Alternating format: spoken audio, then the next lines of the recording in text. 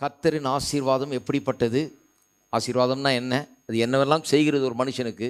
எப்படியெல்லாம் அவனுடைய வாழ்க்கையிலே ஆவி, ஆத்மா, சரீரம், குடும்பம், பொருளாதாரம், கையின் பிரயாசம் எல்லாவற்றிலும் அவனுக்கு நன்மையை உண்டாக்கி தருகிறது இந்த ஆசீர்வாதம். அதை குறித்தான் இங்கே போதித்து வருகிறோம். இந்த ஆசீர்வாதத்தை புரிந்து கொள்ள வேண்டும் என்று சொன்னால், ஆபிரகாமின் ஆசீர்வாதம் என்று வேதத்திலே மிகவும் பிரபலமாக பேசப்படுகிற இந்த ஆபிரகாமின் ஆசீர்வாதத்தை நன்றாய் புரிந்து கொள்ள வேண்டும். ஆபிரகாமின் ஆசீர்வாதம்னு வேதம் பேசுறது மட்டும் இல்லாமல் இன்னொரு காரியத்தையும் வேதம் பேசுகிறது, ஆபிரகாமின் விசுவாசம். இதை ரொம்ப பெருசாக பேசுது. ஏன்னு சொன்னால், இதில் தான் இவன் பெரிய ஜெயிக்கிறான். இவனுடைய ஆசீர்வாதம்ங்கிறது கர்த்தர் கொடுக்கறது, அதில் ஒன்றும் பெரிய சாதனை இல்லை. அவர் கொடுக்குறாரு, அவர் தயாளர், அவர் தர்றாரு. இதில் இவனுக்கு என்ன இருக்குது? அவர் தர்றேன்றாரு, வாக்கு பண்ணிட்டாரு, எல்லாம் செய்துட்டாரு. இதில் என்ன பெரிய விசேஷம்னா, ஆபிரகாமின் விசுவாசம் என்கிறது நாம் எல்லாரும் கற்றுக்கொள்ள வேண்டிய ஒரு விஷயம். ஏன்னு சொன்னால், இந்த விசுவாசத்தான் அந்த ஆசீர்வாதங்களை சொந்தமாக்கி கொள்ளுகிறது. அதுக்கு தான் ஆபிரகாமை படிக்கிறோம் இங்கே. அப்போ ஆபிரகாம் தனக்குள்ள எல்லாவற்றிலும் தசமமாக கொடுத்தான் என்பது குறித்து கடந்த சில வாரங்களாக நான் சொல்லி வர்றேன். இது ரொம்ப பெரிய ஒரு காரியம். தசமமான புரிந்து கொள்ள வேணும் ஜனங்களுக்கு. அநேக நேரத்தில் இங்கே அதை பற்றி அவ்வளோவா நான் பேசினது கிடையாது. ஆனால் இது ஒரு நல்ல வாய்ப்பு. இந்த ஆசீர்வாதத்தை குறித்து பேசும்போது இது சப்ஜெக்ட் வருது.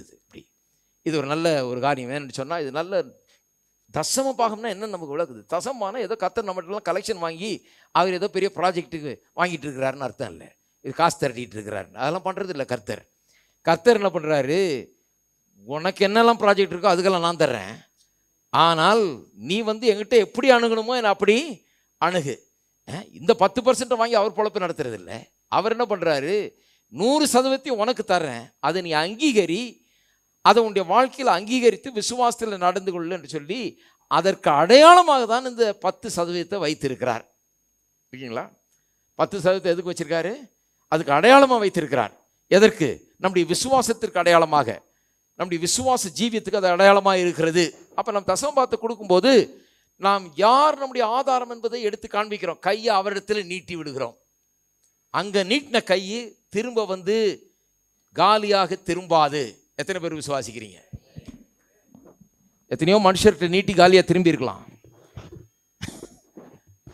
இப்போவாது கற்றுக்கணும், கர்த்தரிடத்தில் நீட்டின கை திரும்ப காலியாக திரும்பவே திரும்பாது. அது 30, 60, 100 திரும்ப பலன் கொடுக்கும். அது 100 பலன் கொடுக்கும். 1000 மடங்கு பெருகும். இந்த தலைமுறை மட்டுமல்ல, தலைமுறையாக அது பெருகும் என்று வேதவசனம் நமக்கு போதிக்கிறது. இதெல்லாம் தான் எடுத்து காண்பித்து கொண்டு வருகிறேன். இஸ்ரவேல் மக்களுடைய ஆசீர்வாதத்துக்கே காரணம் அதுதான். ஆபிரகாமின் காலத்திலிருந்தே தசமபாகம் ஆரம்பிச்சுட்டு அதெல்லாம் கொடுத்துக்கிட்டு இருந்ததுனால தான் அவருடைய பிள்ளைகள் வம்சமாக ஆசீர்வதிக்கப்பட்டார்கள் என்று நாம் வேத வசனத்திலே வாசிக்கிறோம். இது குறித்து போன வாரத்தில் ஒரு காரியத்தை நான் சொல்லி முடித்தேன். அதை அங்கேருந்து ஆரம்பிப்போம் இன்னைக்கு. ஏன்னா அதில் சில காரியங்களை உங்களுக்கு காண்பிக்க விரும்புகிறேன். மல்கியா 3ஆம் அதிகாரம் 10ஆம் வசனத்திலே இப்படி வாசிக்கிறோம் இல்லையா? மல்கியா 3:10, என் ஆலயத்தில் ஆகாரம் உண்டாயிருக்கும்படி தசம பாகங்களை எல்லாம் பண்டக சாலையிலே கொண்டு வாருங்கள். அப்பொழுது நான் வானத்தின் பலகணிகளை திறந்து இடங்கொள்ளாமற் போக மட்டும் உங்கள் மேல் ஆசீர்வாதத்தை வருஷிக்க மாட்டேன் என்று அதனால் என்னை சோதித்து பாருங்கள் என்று சேனைகளின் கர்த்தர் சொல்லுகிறார். கடகடன்னு வாசித்தரணும். அப்படி அதில் தான் பிரச்சனை. நல்லா கவனிக்கணும். சொல்லியிருக்குது, உங்கள் மேல், அதாவது நான் வானத்தின் பலகணிகளை திறந்து, எப்போ தசமபாகம்லாம் கொண்டு வரும்போது வானத்தின் பலகளை திறந்து, அப்பொழுது, எல்லாம் சொல்லுங்க அப்பொழுது, தசமபாகம்லாம் கொண்டு வாருங்கள்னு சொல்லிட்டு அப்புறம் சொல்கிறார் அப்பொழுது. அது வரைக்கும் காத்திருக்கிறார். அவர் ஆசீர்வதிப்பேன்னு சொல்லிட்டார். ஆனால் சும்மா ஆசீர்வாதத்தை ஊட்டுறது இல்லை. அவர் என்ன சொல்கிறாரு, நீ முதல்ல இதை செய், அப்பொழுது. அப்போ அந்த நேரம் வரைக்கும் அவர் காத்து கொண்டிருக்கிறார். அப்பொழுது, எல்லாரும் சொல்லுவோம் அப்பொழுது நான் வானத்தின் பலகணிகளை திறந்து உங்கள் மேல் ஆசீர்வாதத்தை வருஷிக்க மாட்டேனோ என்று அதனால் என்னை சோதித்து பாருங்கள். See if I will not pour you out a blessing which you will not contain என்று சொல்லப்பட்டிருக்கிறது. இந்த பிளெஸ்ஸிங், ஆசீர்வாதத்தைன்னு தமிழில் வருது இல்லையா? இந்த பிளெஸ்ஸிங் என்கிற வார்த்தையை பிரெஞ்சு வேதாமத்திலே பெனடிக்ஷன் என்று மொழிபெயர்த்திருக்கிறார். பெனே என்கிற வார்த்தைக்கு குட் என்ற அர்த்தம், டிக்ஷன் என்று சொன்னால் சொல்லப்பட்ட வார்த்தை. அப்போ பெனடிக்ஷன் என்றால் சொல்லப்பட்ட நல்லதொரு வார்த்தை என்று அர்த்தம். சொல்லப்பட்ட, கூறப்பட்ட நல்லதொரு வார்த்தை என்ற அர்த்தம். ஆசீர்வாதம், அது பெனடிக்ஷன்ற வார்த்தை நமக்கு தமிழில் அப்படியே வந்துடுது பாருங்க. பெனடிக்ஷன் சொல்கிறோம் இல்லையா? அது என்ன ஆசீர்வாதம் தான். ஆராதனை முடிவில் சொல்கிறோம் பெனடிக்ஷன். அது என்ன சொல்கிறோம்? ஆசீர்வாதம் கூறுறாருன்னு சொல்கிறோம் இல்லையா? அப்போ அதுதான் அது.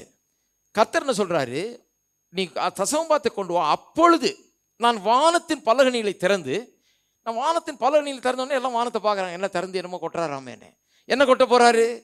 இதுதான் விலங்குல நிறைய பேருக்கு, அதான் இன்றைக்கி விளக்க போகிறேன். என்ன கொட்ட போகிறார்? வானத்தின் பலகணின்னு திறந்துருக்கிறாரு. அங்கேருந்து என்ன கொட்ட போகுது? தங்க கட்டிகளாக கொட்ட போதா?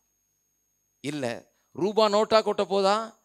இல்லை. இதான் கவனிக்கணும். வேத வசனத்தை நல்லா, வானத்தின் பலகணிகளை திறந்து இடங்கொள்ளாமற் போக மட்டும் ஆசீர்வாதத்தை, பெனடிக்ஷனை, நல்லதொரு வார்த்தையை உன்னுடைய ஆவியிலே நான் கொட்டப் போகிறேன்.